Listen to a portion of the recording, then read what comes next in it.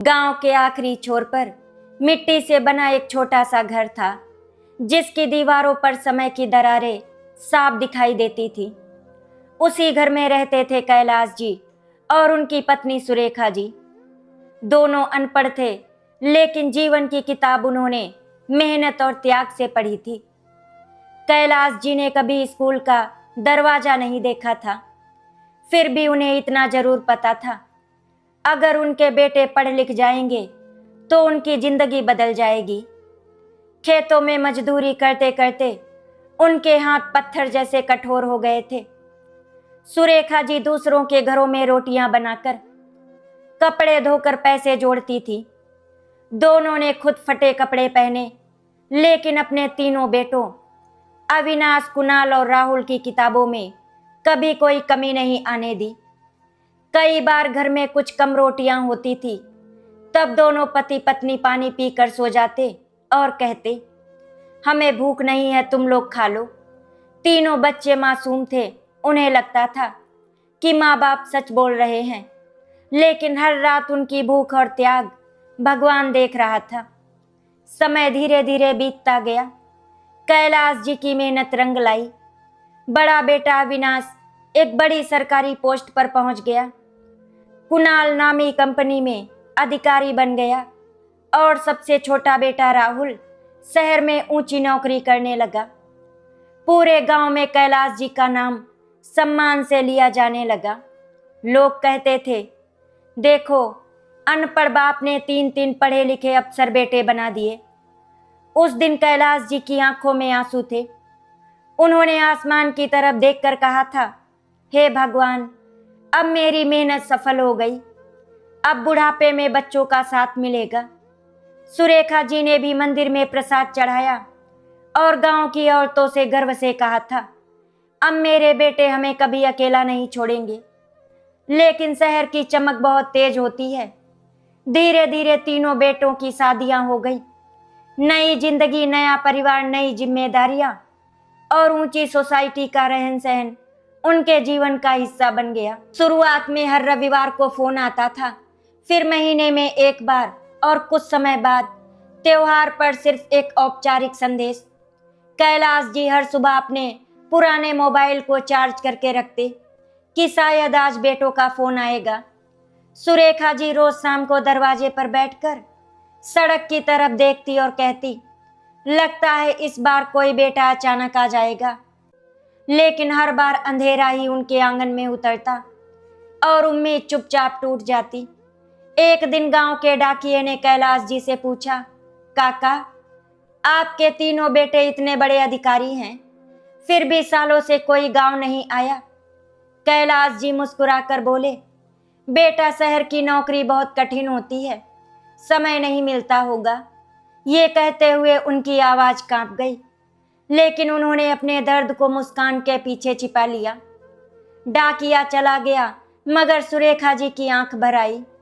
उन्होंने धीरे से कहा, समय नहीं मिलता या अब हम अच्छे नहीं लगते। कैलाश जी ने तुरंत बात बदल दी, लेकिन उनके दिल में भी यही सवाल बार बार उठ रहा था। दीपावली का त्योहार आने वाला था। पूरे गांव में चहल पहल थी। हर घर में बच्चे अपने माता पिता के साथ रंगोली बना रहे थे, लेकिन कैलाश जी के घर का आंगन सूना था। सुरेखा जी ने फिर भी तीनों बेटों की पसंद के लड्डू बनाए, नई चादर बिछाई और 3 अतिरिक्त थालियां निकाल कर रख दी। शाम तक दोनों दरवाजे पर बैठे रहे। हर गुजरती गाड़ी को देखकर सुरेखा जी उठ जाती, लेकिन हर बार निराशा ही हाथ लगती। रात के 9 बजे अविनाश का फोन आया। उसने जल्दी जल्दी कहा, पापा, इस बार ऑफिस का काम बहुत है, नहीं आ पाएंगे। कुछ मिनट बाद कुणाल का संदेश आया, happy Diwali mummy papa. Rahul ने सिर्फ एक फोटो भेज दी, जिसमें वो अपनी पत्नी के साथ बड़े होटल में जश्न मना रहा था। कैलाश जी ने मोबाइल बंद किया और चुपचाप आंगन में रखे 3 दिए बुझा दिए। उस रात सुरेखा जी बहुत देर तक रोती रहीं। उन्होंने कैलाश जी से कहा, जब ये छोटे थे तो एक पल भी हमारी गोद से दूर नहीं रहते थे। आज पूरे साल में एक बार मिलने का भी समय नहीं है। क्या हमने इन्हें ज्यादा पढ़ा दिया? कैलाश जी ने कांपते हुए हाथों से उनकी आंखों के आंसू पोंछे और बोले, नहीं सुरेखा, गलती पढ़ाई की नहीं है। शायद शहर की ऊंची इमारतों ने रिश्तों की ऊंचाई छोटी कर दी है। ये कहते कहते उनकी आंखों से भी आंसू बह निकले, लेकिन दोनों ने एक दूसरे के सामने अपने दर्द को पूरी तरह टूटने नहीं दिया। अगली सुबह कैलाश जी अपने पुराने संदूक से 3 छोटी छोटी लकड़ी की कारें निकालकर साफ करने लगे। ये वही खिलौने थे जिन्हें उन्होंने मजदूरी के बाद खुद अपने हाथों से बनाया था। उन्हें सहलाते हुए वे मुस्कुरा रहे थे, मगर उनकी आंखों से लगातार आंसू गिर रहे थे। सुरेखा जी दूर खड़ी सब देख रही थी। उन्होंने पहली बार महसूस किया कि उनका मजबूत पति अब अंदर से पूरी तरह टूट चुका है। जिस पिता ने अपनी पूरी जिंदगी बेटों के भविष्य के लिए लगा दी, वही पिता आज अपने ही बच्चों की जिंदगी में एक अनचाहा देहाती और अनपढ़ इंसान बनकर रह गया था। सर्दियों की एक धुंध भरी सुबह थी। पूरे गांव पर कोहरे की सफेद चादर फैली हुई थी। कैलाश जी हमेशा की तरह सूरज निकलने से पहले ही उठ गए। उम्र ने उनके शरीर को कमजोर कर दिया था।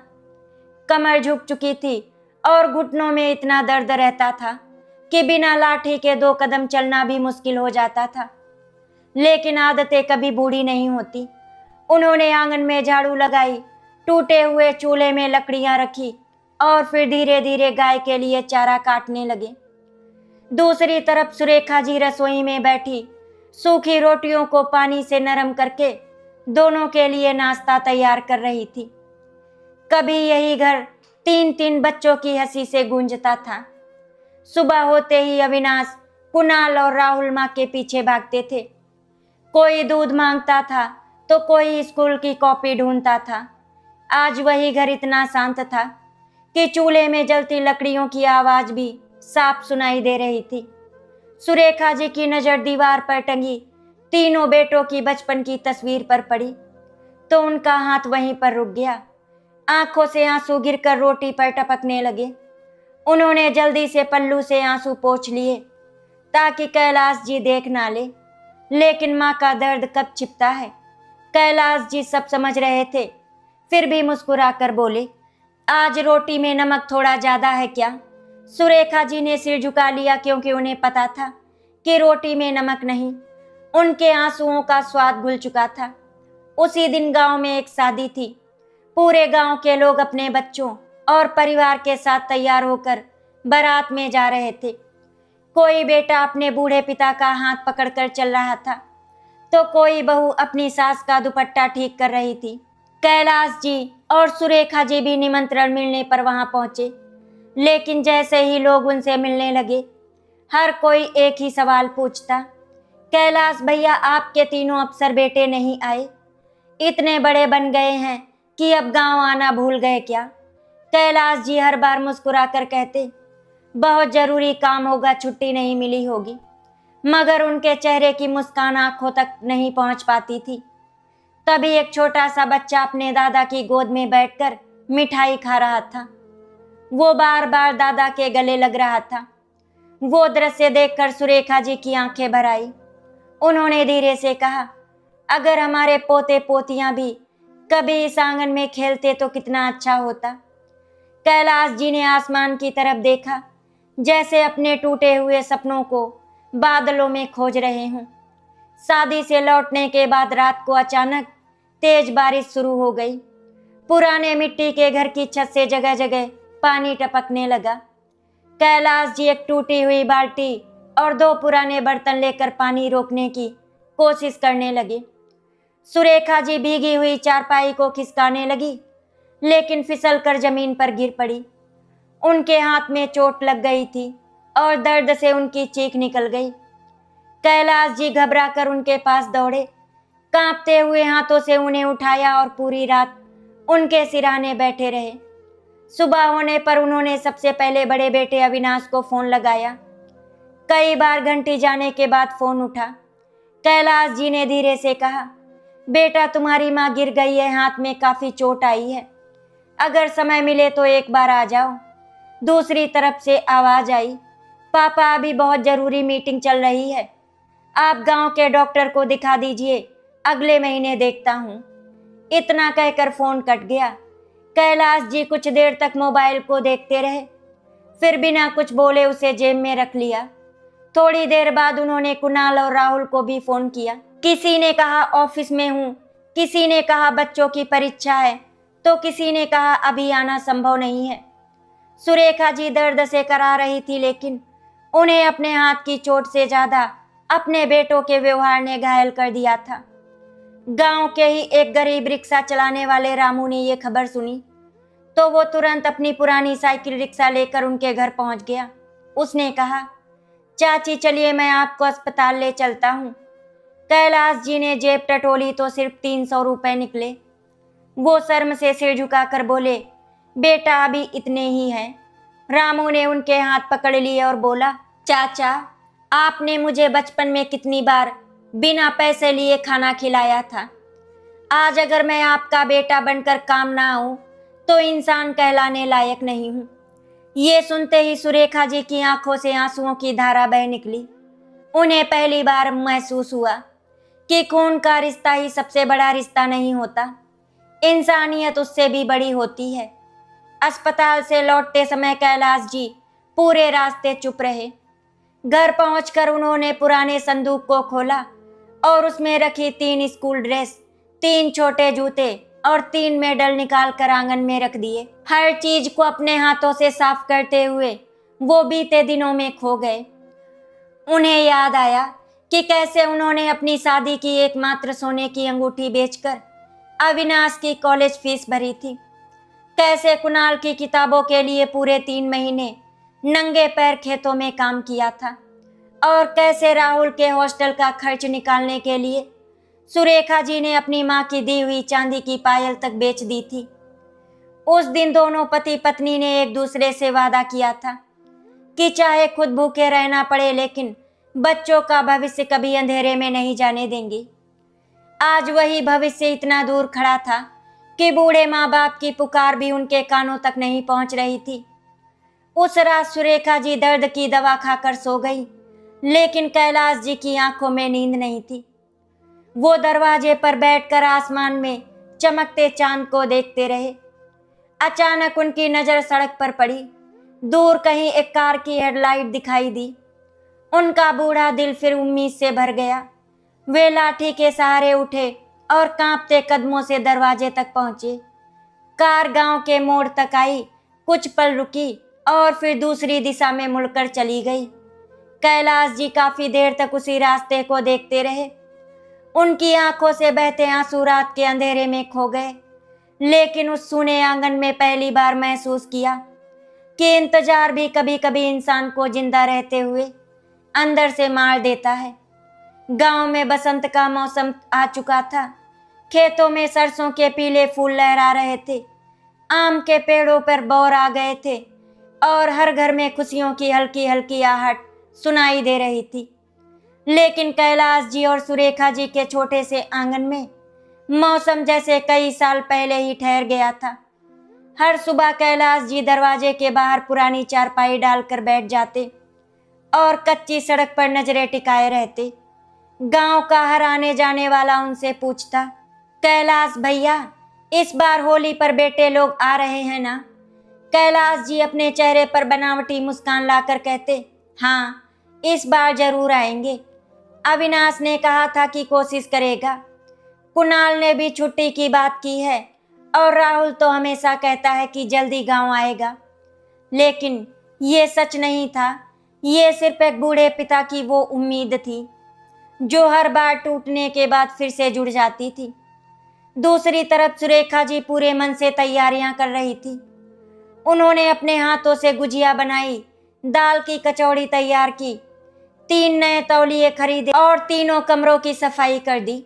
हर कमरे में उन्होंने बच्चों की पसंद के हिसाब से बिस्तर लगाया, जैसे आज भी उनके बेटे वही छोटे छोटे बच्चे हों जो होली खेलकर थक जाते और माँ की गोद में सिर रखकर सो जाते। पूरे घर में खुशबू थी, लेकिन उस खुशबू के पीछे एक माँ की बरसों पुरानी प्रतीक्षा छिपी हुई थी। होली की सुबह गांव रंगों में डूब गया।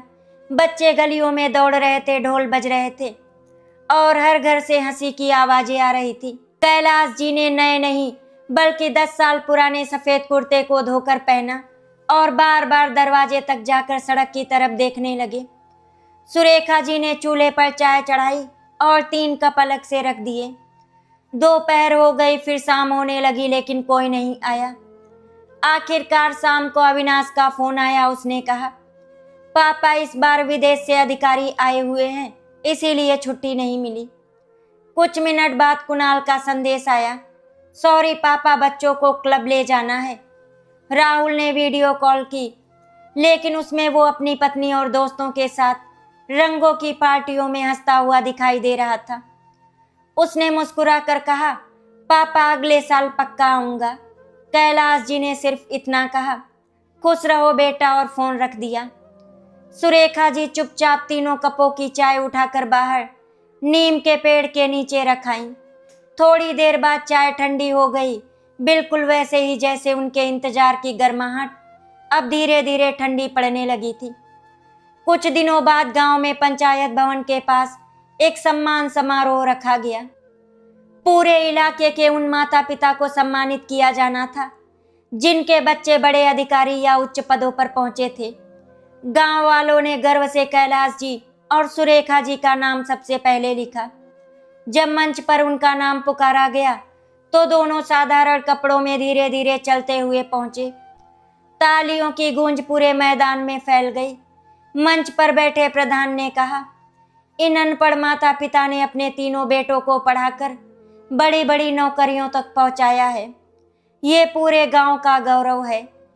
ये सुनकर सभी लोग खड़े होकर ताली बजाने लगे, लेकिन अगले ही पल संचालक ने पूछा, क्या उनके बेटे भी आज इस सम्मान समारोह में मौजूद हैं? पूरे मैदान में अचानक सन्नाटा छा गया। कैलाश जी ने भीड़ में इधर उधर देखा, शायद कहीं से कोई बेटा दौड़ता हुआ आ जाए, लेकिन वहां सिर्फ खाली कुर्सियां थी। उन्होंने मुस्कुराने की कोशिश की, मगर उनकी आंखों से आंसू बह निकले। सुरेखा जी ने कांपते हाथों से सम्मान की शॉल संभाली और पहली बार हजारों लोगों के सामने सिर झुकाकर रो पड़ी। उस दिन गांव के हर इंसान की आंखें नम थी, लेकिन जिनके लिए ये सम्मान था उन्हें इसकी खबर तक नहीं थी। उसी शाम तेज गर्मी और कमजोरी के कारण कैलाश जी खेत से लौटते समय रास्ते में बेहोश होकर गिर पड़े। गांव वालों ने उन्हें तुरंत घर पहुंचाया और डॉक्टर को बुलाया। डॉक्टर ने जांच करने के बाद गंभीर आवाज में कहा, इनकी उम्र बहुत हो चुकी है, इन्हें दवाइयों से ज्यादा अपनों की जरूरत है। इनका मन बहुत टूट चुका है, अगर परिवार साथ रहे तो इनकी हालत सुधर सकती है। सुरेखा जी ने कांपते हाथों से अविनाश, कुणाल और राहुल तीनों को फोन किया। रोते हुए बोली, बेटा तुम्हारे पापा की तबीयत बहुत खराब है, एक बार आ जाओ। लेकिन अविनाश ने कहा, माँ अभी बहुत जरूरी प्रोजेक्ट चल रहा है। कुणाल ने कहा, अगले हफ्ते देखता हूँ। राहुल ने कहा, ऑफिस से छुट्टी मिलना मुश्किल है। तीनों की बातें सुनकर सुरेखा जी कुछ पल तक चुप रहीं, फिर धीरे से बोली, ठीक है बेटा, भगवान तुम्हें हमेशा खुश रखे। उन्होंने फोन काट दिया, लेकिन उनके हाथ इतने कांप रहे थे कि मोबाइल जमीन पर गिरकर टूट गया। उस टूटे हुए मोबाइल के साथ शायद एक माँ की आखिरी उम्मीद भी बिखर गई। रात गहरी हो चुकी थी, बिजली चली गई थी और पूरे घर में सिर्फ एक मिट्टी का दीपक जल रहा था। कैलाश जी चारपाई पर लेटे लेटे छत को देख रहे थे। उन्होंने बहुत धीमी आवाज में सुरेखा जी से कहा, सुरेखा अगर मैं कल ना उठूं तो बेटों को दोष मत देना। हमने उन्हें पढ़ाया लिखाया ताकि वे ऊंचे बने। शायद ऊंचाई पर पहुंचकर उन्हें नीचे देखने की आदत ही छूट गई। बस एक बात का दुख होगा कि जिन कंधों पर बैठकर उन्होंने दुनिया देखी, उन्हीं कंधों का सहारा बनने के लिए उनके पास एक दिन भी नहीं बचा। ये सुनकर सुरेखा जी उनके सीने से लगकर फूट फूट कर रोने लगी। बाहर आंधी चल रही थी, नीम के सूखे पत्ते आंगन में बिखर रहे थे और ऐसा लग रहा था जैसे प्रकृति भी उन बूढ़े माँ बाप के अकेलेपन का दर्द अपने साथ रो रही हो। रात भर सुरेखा जी की आंखों में नींद नहीं आई। वो कभी कैलाश जी के माथे पर भीगा कपड़ा रखती, तो कभी भगवान की छोटी सी तस्वीर के सामने हाथ जोड़कर बैठ जाती और कभी दरवाजे तक जाकर सड़क की तरफ देखने लगती। उन्हें हर पल ऐसा लगता कि शायद अब उनके बेटे आ जाएंगे, शायद किसी कार की आवाज सुनाई देगी, तीनों बेटे दौड़कर अपने पिता का हाथ पकड़ लेंगे। लेकिन रात बीत गई, सुबह हो गई और सूरज की पहली किरण मिट्टी के उस पुराने घर पर पड़ गई। फिर भी आंगन वैसा ही सूना था। कैलाश जी की सांसें बहुत धीमी हो चुकी थी। उन्होंने कांपते हुए हाथों से सुरेखा जी का हाथ पकड़ा और बहुत मुश्किल से बोले, सुरेखा, संदूक के अंदर एक पुरानी थैली रखी है। उसमें मैंने अपने बेटों के लिए 3 खत लिखे हैं। जब कभी वे आए तो उन्हें दे देना। मैंने जिंदगी भर उनसे कभी कुछ नहीं मांगा, बस आखिरी बार अपने दिल की बात कागज पर लिख दी है। सुरेखा जी की आंखों से लगातार आंसू बहते रहे। उन्होंने सिर हिलाकर हामी भर दी, लेकिन उनके मन में डर बैठ चुका था कि कहीं ये बातचीत आखिरी बातचीत ना बन जाए। दोपहर तक कैलाश जी की हालत और बिगड़ गई। गांव के लोगों ने फिर तीनों बेटों को फोन किया। इस बार गांव के प्रधान ने खुद अविनाश से कहा, बेटा, अगर अपने माता पिता को आखिरी बार देखना चाहते हो तो तुरंत गांव आ जाओ। ये सुनते ही तीनों भाइयों के चेहरे का रंग उड़ गया। पहली बार उन्हें एहसास हुआ कि जिस पिता को वे हमेशा मजबूत समझते थे, वो अब जिंदगी और मौत के बीच खड़ा है। तीनों ने जल्दी जल्दी छुट्टी ली और अपनी अपनी कारों से गांव की तरफ निकल पड़े। कई साल बाद वे उसी कच्ची सड़क पर पहुंच रहे थे जहां से उनके सपनों की शुरुआत हुई थी। रास्ते में उन्हें वो पुराना स्कूल दिखाई दिया जहां कैलाश जी रोज उन्हें पैदल छोड़ने जाते थे। वो बरगद का पेड़ दिखाई दिया जिसके नीचे बैठकर सुरेखा जी टिफिन खिलाती थी। वो हर मोड़ पर बचपन की यादें उनका पीछा करने लगी और पहली बार उनकी आंखों में पछतावे के आंसू उतरने लगे। जब तीनों भाई घर पहुंचे तो आंगन लोगों से भरा हुआ था। मिट्टी के उस पुराने घर के बीचों बीच चारपाई पर कैलाश जी बिल्कुल शांत लेटे हुए थे। सुरेखा जी उनके सिराने बैठी थी और उनकी आंखों में आंसू सूख चुके थे। अविनाश दौड़कर पिता के पास गया और उनका हाथ पकड़ लिया। वो हाथ जो कभी पत्थर तोड़ते थे, खेत जोतते थे और बेटों को कंधों पर बैठाकर मेले घुमाते थे, आज बिल्कुल ठंडा पड़ चुका था। अविनाश जोर जोर से रोने लगा, पिताजी उठ जाइए, मैं आ गया हूँ, देखिए आपका बेटा आ गया। कुणाल कैलाश जी के पैरों से लिपटकर फूट फूट कर रोने लगा और राहुल अपनी माँ के सामने घुटनों के बल बैठ गया। लेकिन समय किसी के आंसुओं का इंतजार नहीं करता। जिस पिता ने पूरी जिंदगी बेटों के लिए जी, वो अपने बेटों का इंतजार करते करते इस दुनिया से विदा हो चुका था। अंतिम संस्कार के बाद जब गांव वाले धीरे धीरे अपने घर लौट गए, तब सुरेखा जी चुपचाप उठी और पुराने संदूक से वो छोटी सी कपड़े की थैली निकालकर तीनों बेटों के सामने रख दी। थैली में 3 खत थे जिन पर अलग अलग नाम लिखे थे, अविनाश, कुणाल और राहुल। कांपते हाथों से तीनों ने अपने अपने खत खोले। हर बात में लगभग एक जैसी पंक्तियां थी।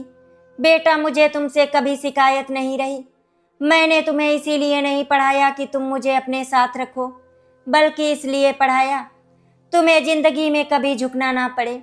बस एक छोटी सी इच्छा थी कि साल में एक बार गांव आकर अपनी माँ के हाथ की रोटी खा लेना और 2 पल मेरे साथ चौपाल पर बैठ जाना। जब भी लोग पूछते थे कि मेरे बेटे क्यों नहीं आते, मैं हमेशा कहता था कि वे बहुत बड़े आदमी बन गए हैं, उनके पास समय नहीं है। मैं कभी नहीं चाहता था कि तुम्हारे बारे में कोई बुरा सोचे। अगर मेरी कोई आखिरी इच्छा हो तो बस इतनी कि अपनी माँ को कभी अकेला मत छोड़ना, क्योंकि वो मजबूत दिखती जरूर है लेकिन तुम्हारे बिना हर रोज थोड़ा थोड़ा मरती रही है। खत पढ़ते पढ़ते तीनों भाइयों की आंखों से आंसू रुकने का नाम नहीं ले रहे थे। उन्होंने पहली बार महसूस किया कि उन्होंने अपने पिता की जिंदगी की सबसे बड़ी दौलत खो दी है। बड़े शहरों की ऊंची इमारतें, महंगी गाड़ियां, आलीशान बंगले और ऊंची पोस्ट सब बेकार है अगर उन खुशियों को देखने वाले माँ बाप ही साथ ना हो। उसी रात तीनों भाई सुरेखा जी के कमरे में गए। सुरेखा जी अपने पति की पुरानी चादर को सीने से लगाकर बैठी थी। अविनाश उनके पैरों में बैठ गया। कुणाल ने उनका हाथ पकड़ लिया और राहुल उनके कंधों पर सिर रखकर बच्चों की तरह रोने लगा।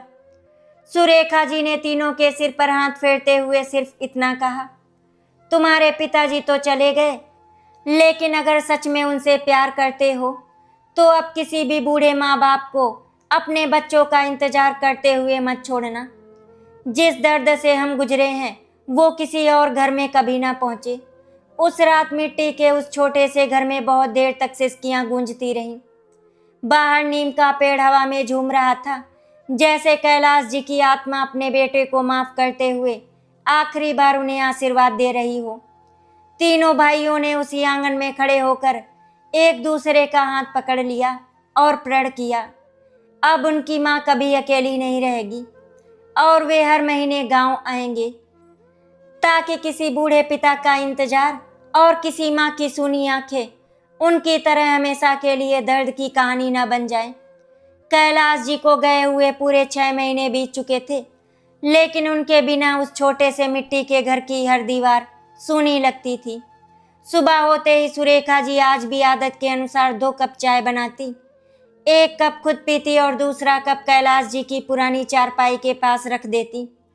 कुछ देर बाद जब चाय ठंडी हो जाती तो वो उसे आंगन की तुलसी में डाल देती और धीरे से कहती, देखो कैलाश, तुम्हारे बेटे अब हर महीने आते हैं, लेकिन तुम्हें देखने की किस्मत उन्हें तब मिली जब तुम आंखें हमेशा के लिए बंद कर चुके थे।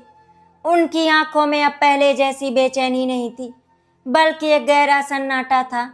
गांव वाले जब भी उनसे मिलने आते वो हमेशा मुस्कुराकर बात करती, लेकिन जैसे ही सब चले जाते वो उसी नीम के पेड़ के नीचे बैठ जाती, जहां कैलाश जी घंटों सड़क की तरफ देखते हुए बेटों का इंतजार किया करते थे। उस पेड़ की हर सूखी पत्ती मानो उस बूढ़े पिता की अधूरी उम्मीदों की गवाही दे रही थी, जिसने अपने बच्चों की खुशियों के लिए अपना पूरा जीवन बिना किसी शिकायत के कुर्बान कर दिया।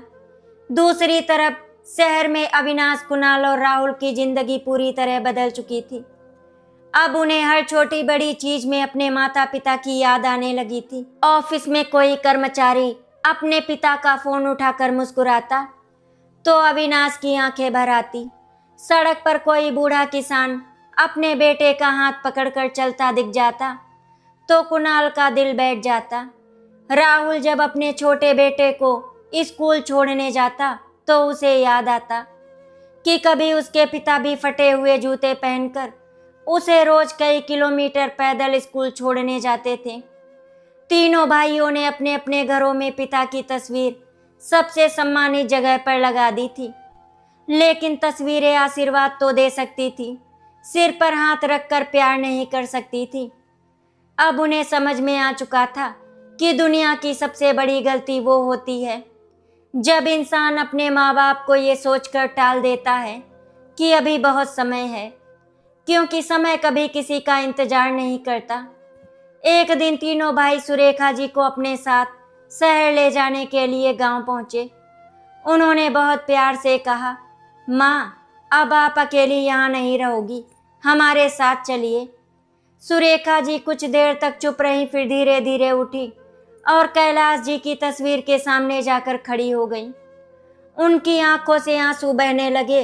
उन्होंने तस्वीर को देखते हुए कहा, जब तुम्हारे पिता जिंदा थे तब इस घर को छोड़कर जाने का मन नहीं हुआ, क्योंकि उन्हें हर सुबह इस मिट्टी की खुशबू पसंद थी।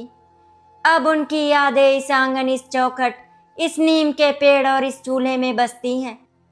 मैं कहीं नहीं जाऊंगी। अगर तुम सच में मेरा सम्मान करना चाहते हो तो महीने में एक बार नहीं, जब भी समय मिले अपने बच्चों को लेकर इस गांव जरूर आना, ताकि उन्हें पता चले कि उनके दादा दादी ने कैसे जिंदगी जी थी। उन्हें ये भी बताना कि बड़ी नौकरी और बड़ा घर इंसान को बड़ा नहीं बनाते, बल्कि माँ बाप के प्रति सम्मान इंसान की असली पहचान होता है। सुरेखा जी की बात सुनकर तीनों बेटे सिर झुकाकर रोने लगे। उसी दिन उन्होंने गांव के स्कूल में कैलाश जी के नाम से एक पुस्तकालय बनवाने का फैसला किया, जहां गरीब बच्चों को मुफ्त किताबें मिल सके और हर साल कई जरूरतमंद बच्चों की पढ़ाई का खर्च उठाने की जिम्मेदारी ली। गांव के बुजुर्गों के लिए उन्होंने एक सेवा केंद्र भी शुरू किया, जहां कोई भी अकेला बुजुर्ग आकर भोजन कर सके और अपनेपन का एहसास पा सके। जब उद्घाटन का दिन आया तो पूरे गांव की आंखें नम हो गई। मंच पर कैलाश जी की मुस्कुराती हुई तस्वीर रखी थी और उसके नीचे लिखा था, अनपढ़ थे लेकिन उन्होंने शिक्षा का सबसे बड़ा अर्थ अपने जीवन से सिखाया। शाम को कार्यक्रम खत्म होने के बाद सुरेखा जी अकेले नीम के पेड़ के नीचे बैठी थी। उनके तीनों बेटे बहुएं और पोते पोतियां आंगन में खेल रहे थे। बच्चों की हंसी पूरे घर में गूंज रही थी। सुरेखा जी ने आसमान की तरफ देखा और हल्की सी मुस्कुराहट उनके चेहरे पर आ गई। ऐसा लग रहा था जैसे दूर कहीं कैलाश जी मुस्कुरा रहे हों। उन्होंने मन ही मन कहा, देखो कैलाश, तुम्हारा सपना आज पूरा हुआ है। तुम्हारे बच्चे लौट आए हैं। काश तुम एक बार ये दृश्य अपनी आंखों से देख पाते। हवा का एक हल्का झोंका आया, नीम के कुछ पत्ते उनके आंचल में आकर गिर गए। उन्होंने पहले अपने सीने से लगा लिया, उन्हें कैलाश जी ने फिर आखिरी बार उन्हें चुपचाप गले से लगा लिया। माँ बाप चाहे अनपढ़ हो या पढ़े लिखे, गरीब हो या अमीर, वे अपने बच्चों के लिए पूरी जिंदगी बिना किसी स्वार्थ के जीते हैं। दुनिया की हर सफलता छोटी पड़ जाती है अगर इस सफलता को देखने वाले माँ बाप की आंखें इंतजार करते करते बंद हो जाती हैं। जैसे पद और प्रतिष्ठा फिर से कमाई जा सकती है, लेकिन माँ बाप का साथ और उनका आशीर्वाद एक बार खो जाए तो जीवन भर सिर्फ पछतावा ही बचता है। आशा करती हूँ आपको हमारी कहानी अच्छी लगी होगी। अगर आपको हमारी कहानी अच्छी लगी तो वीडियो को लाइक एंड शेयर करें, चैनल को सब्सक्राइब करें। वीडियो देखने के लिए आपका बहुत बहुत धन्यवाद।